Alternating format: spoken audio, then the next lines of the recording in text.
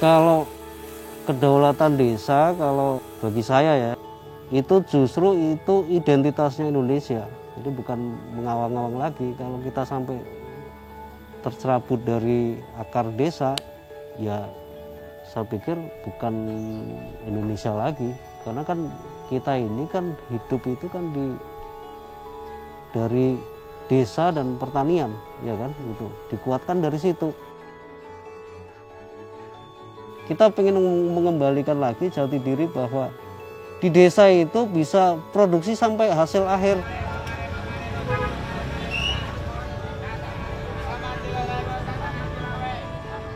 Keuntungannya kalau menurutku banyak, Mas.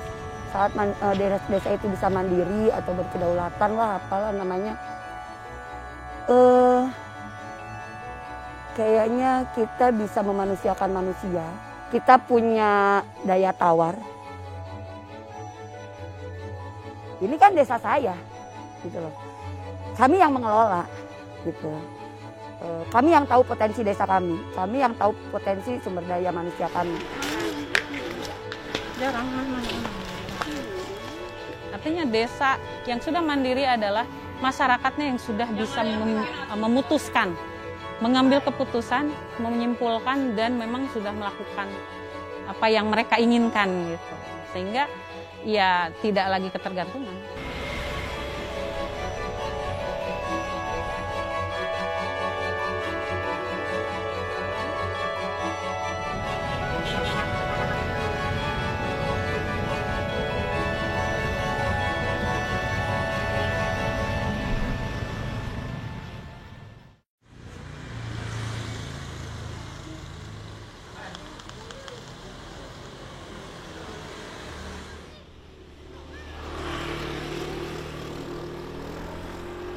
Pada dasarnya ketika satu desa memiliki potensi wilayah, artinya sudah jelas apabila potensi wilayah itu kita manfaatkan secara baik, secara benar, secara terprogram, sebenarnya ini tidak akan menjadi masalah untuk menjadi sebuah desa mandiri. Artinya seperti di sini Desa Karacak ya, kita memang dari sejak zaman dahulu nenek moyang kita memang kita di sini sudah ada banyak pohon manggis, durian, kemudian ada juga penunjang misalnya seperti melinjo gitu ya. Itu sebenarnya sudah jalan kita olah menjadi sebuah nilai yang mempunyai nilai ekonomi, sehingga pada dasarnya kalau untuk kebutuhannya masing-masing kakak atau keluarga itu sebenarnya sudah tidak harus jadi masalah. Artinya dalam satu Desa Karacak ini sebenarnya sudah terjadi pemanfaatan potensi wilayah sebenarnya, walaupun memang itu tidak dirasakan secara langsung oleh masyarakat.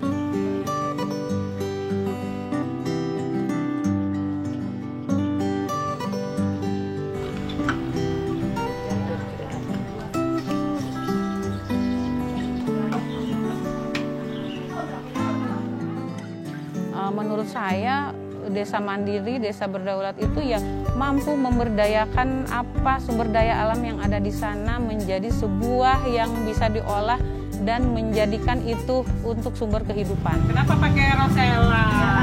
Nah, kalau warna lain bisa aja sebenarnya, tapi kan dampaknya terhadap minuman itu dari rasa, dari warnanya juga beda, tekstur, dari warna akan berbeda.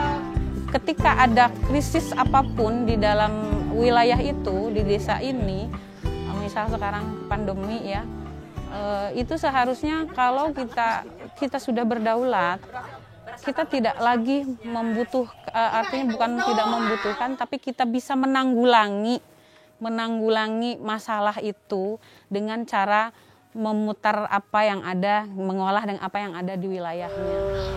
Kita kan punya produk olahan manggis, tapi buat tahun ini kan kita panennya nggak seperti tahun kemarin. Gimana tah kita menyiasati ketidaktersediaan kulit manggis buat produk kita? Buah yang lain bisa nggak ya Bu? Buah yang lain? Iya. Emang sekarang lagi panen apa di kita? Ya kalau misalkan itu buah nangka itu kan selalu ada gitu ya. Ya, pada dasarnya di Desa Karacak ini sudah berjalan. Jadi dari beberapa anggota keluarga, beberapa keluarga yang ada di daerah Karacak ini. Jadi mereka itu sebenarnya sudah memberdayakan dirinya dengan menciptakan industri-industri rumah tangga. Artinya walaupun di sini komoditas manggis unggulan, tapi tidak hanya itu. Mereka juga ada yang mengolah ke arah singkong, keripik, kemudian opak dan lain-lain. Kemudian ada juga industri-industri lain, misalkan dari bahan yang non pertanian. Artinya sebenarnya ini perguliran ekonomi di sini tuh sebenarnya udah jalan. Artinya gitu, udah berdaulat sebenarnya, walaupun memang tinggal hanya mengarahkan secara mungkin antara pemerintah desa, kemudian tokoh masyarakat, tinggal menyatukan, bersinergitas itu. Saya membayangkan kalau desa sudah mandiri, itu sudah tidak lagi artinya banyak ketergantungan terhadap pemerintah ya. Artinya walaupun memang yang namanya bantuan ya pasti ada lah, tapi setidaknya walaupun 1 atau 2 atau 3 ada beberapa yang tidak dapat bantuan ketika krisis seperti ini, kita sudah bisa mencari solusi sendiri. Gimana nih? Karena nggak musim.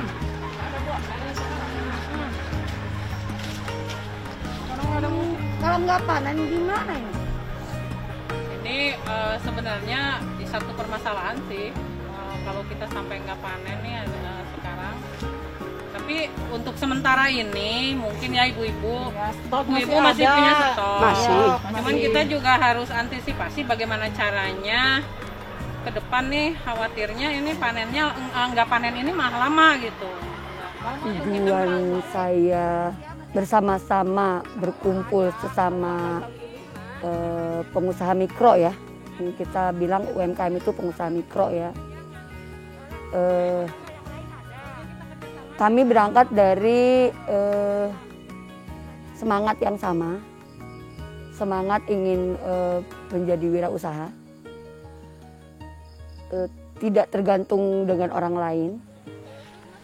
Kami ingin menggali potensi yang ada di masing-masing individu, yang kemudian nantinya bisa juga menjadi pemasukan tambahan bagi masing-masing keluarga.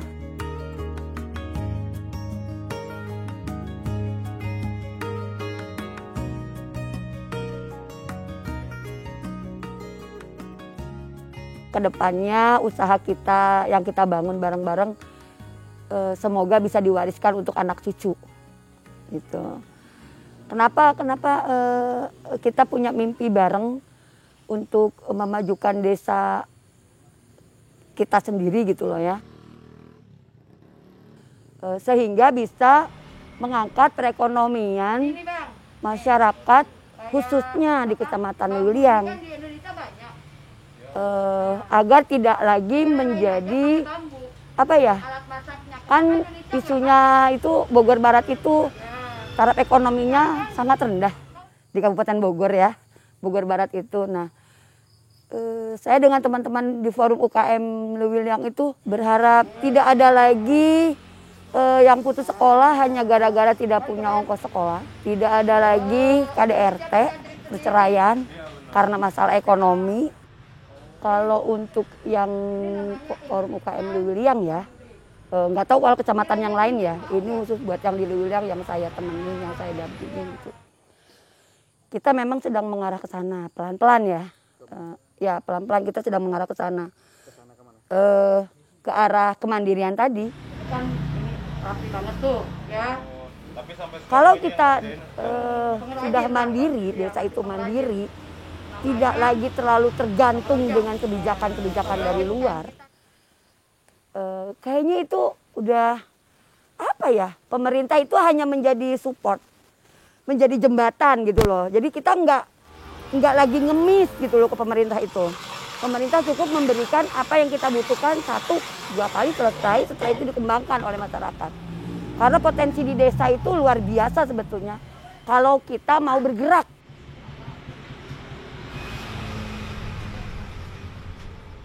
Nah kalau itu jalurnya tepat nih, insya Allah kok desa itu bisa bermartabat, bisa mandiri, bisa berkedaulatan kalau menurut aku.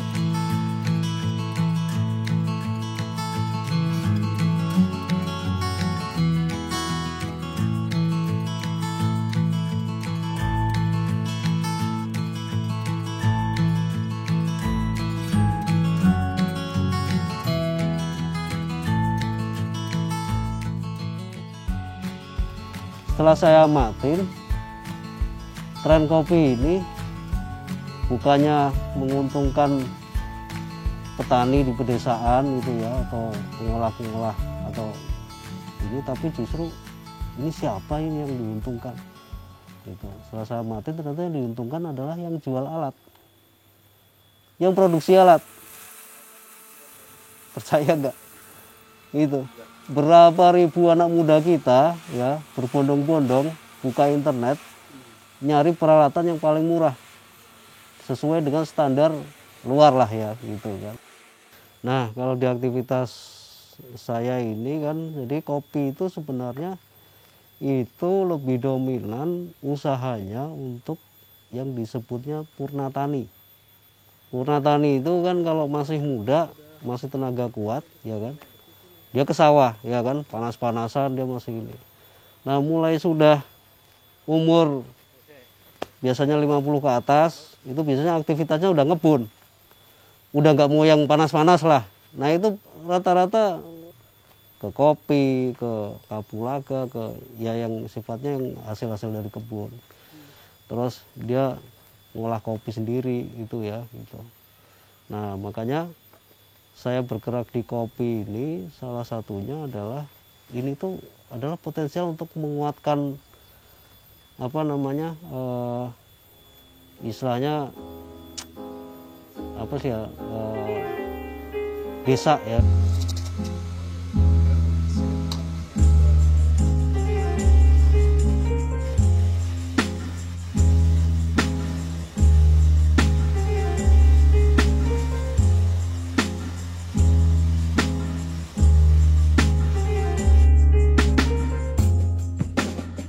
Nah, itu sih kalau dari proses-proses kenapa kami menguatkan lagi, memunculkan lagi tradisional gerabah ya kan, terus anyaman bambu, saringannya, terus dari gelasnya batok kelapa. Nah, itu yang sifatnya kerajaan-kerajaan yang bisa diusahakan oleh yang disebut purnatani tadi. Nah, kalau aktivitas ekonomi itu berjalan di orang-orang tua ini kan, itu kan tanggungan negara ya itu. Nah, itu bisa mengurangi inflasi negara. Karena apa? Ekonomi berputar, kita produktif di desa. Kan sekarang kan dunianya udah teknologi. Ya artinya kan teknologinya kan jauh lebih ini ya, lebih maju gitu kan. Itu.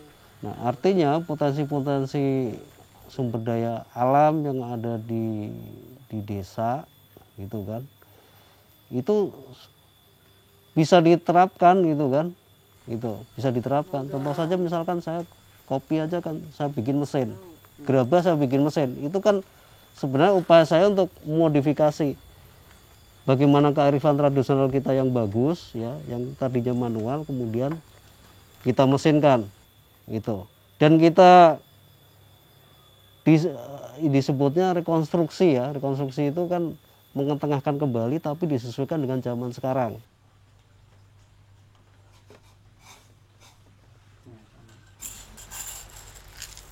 Keunggulan kita apa sih? Sumber daya alam, iya kan? Orang itu nanti levelnya ya, dunia itu levelnya itu kan sebenarnya kan akan mencari sampai ke sumber aslinya.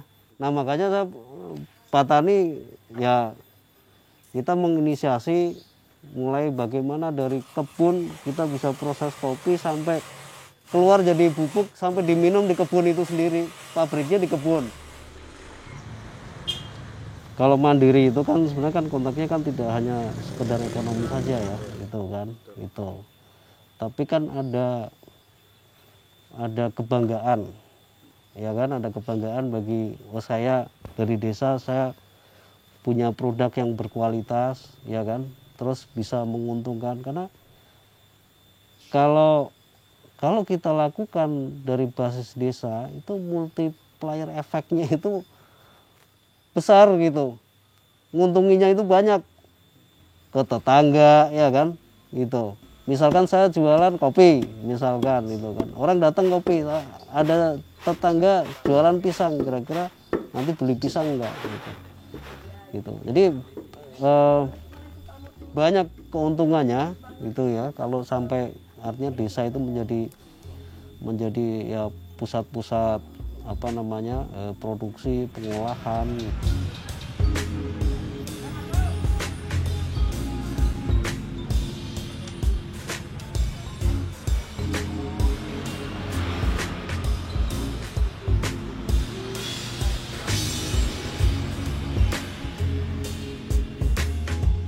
Usahakan kita kalau punya produk itu yang mengangkat kearifan lokal, bahan baku lokal, tidak mendatangkan jauh dari luar kita. Karena kalau kita punya produk terus bahan bakunya jauh dari kita, itu akan banyak masalah. Apa yang kita punya, ya udah itu yang kita lakukan. Itu apa yang ada di depan mata, ya kita lakukan. Sesimpel itu aja dulu. Sebenarnya sangat mungkin ketika itu sudah kita jadikan satu program di sebuah desa ya. Artinya yang saya katakan tadi antara pemerintahan desa dengan masyarakat itu bersatu, bersinergitas. Itu tidak akan mustahil ketika apa yang ada di sini, potensi wilayah di sini dari mulai budidaya sampai dengan pengolahan itu bisa dilakukan di desa ini.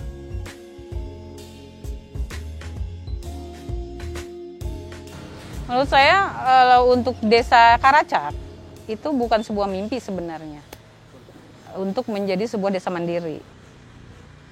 Hanya bagaimana kita mengemas itu adalah PR yang sangat besar. Jadi bukan mimpi lagi. Bukan mimpi lagi sebenarnya, ini sudah bisa dilakukan karena ini sudah terjadi.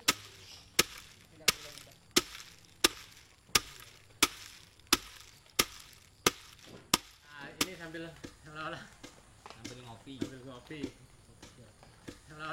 Ya ini kopinya kan udah buahnya tinggal dikit-dikit, harus mulai dipupuk lagi nih biar lebat buahnya. Jadi nanti gini Kang Mariono, nanti jadi rencana pada teman-teman kalau semoga aja situasi lockdown ini udah selesai ya kita mulai pandemi, mau pada belajar ke sini nanti. Oh ya bisa. Belajar Boleh. cara ngerawat tanaman, belajar panen itu. Ya boleh, itu berarti sambil sekalian untuk ini memupuk kopinya. Ya kalau yang saya bayangin ya, kalau desa itu berdaulat ya gitu kan, apalagi di musim pandemi seperti ini gitu kan.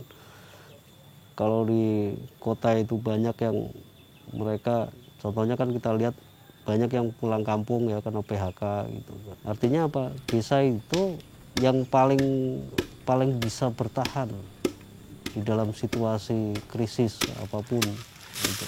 Nah, ini terbukti sekarang. Tapi kalau untuk secara standar biji kopinya untuk yang kita Robusta Luwiliang alhamdulillah sih masih bagus nih. Masuk ini Ini masuk fine ya, super.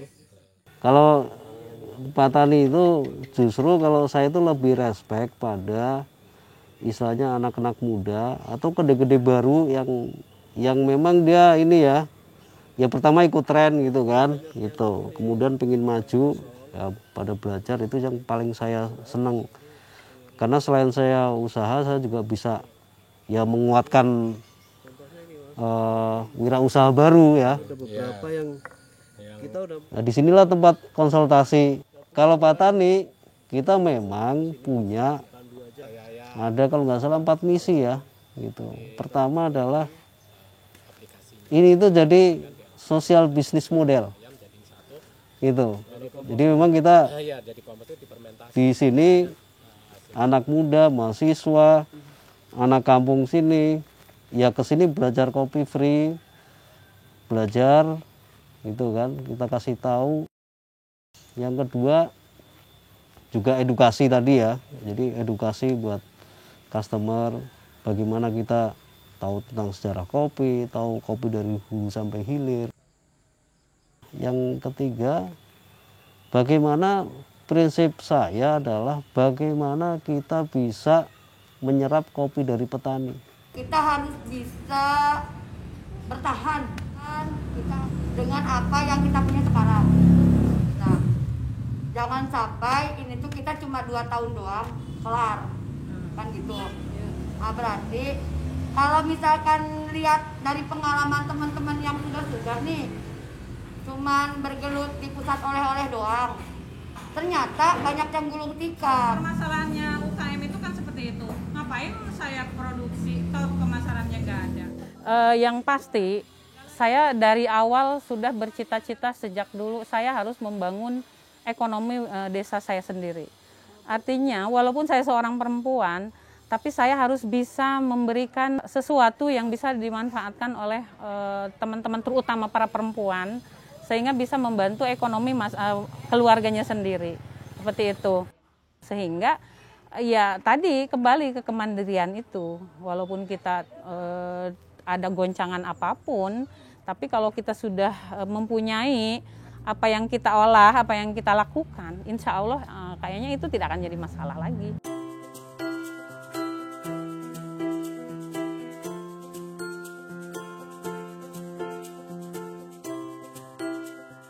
Kami bukan jadi penonton, tapi kita jadi pelaku.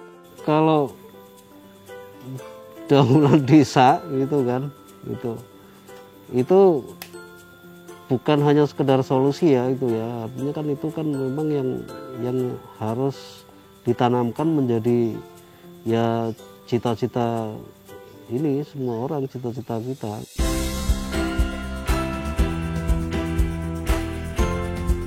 Kalau itu bisa kita jaga, bahkan bisa kita kuatkan, gitu kan, ya kebayang kan itu kan, itu artinya itu udah jadi sumber devisa negara yang jauh lebih besar. Gimana nih teman-teman, apa namanya, ini kan di saat apa namanya pandemi ini kan jadi berkepanjangan ya, ada kendala-kendala nggak kira-kira?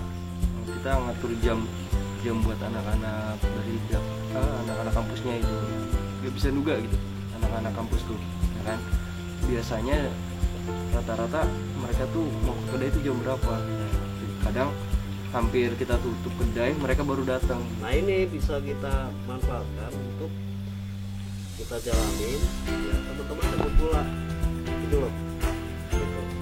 Amat barco kan mudah ya kan, tinggal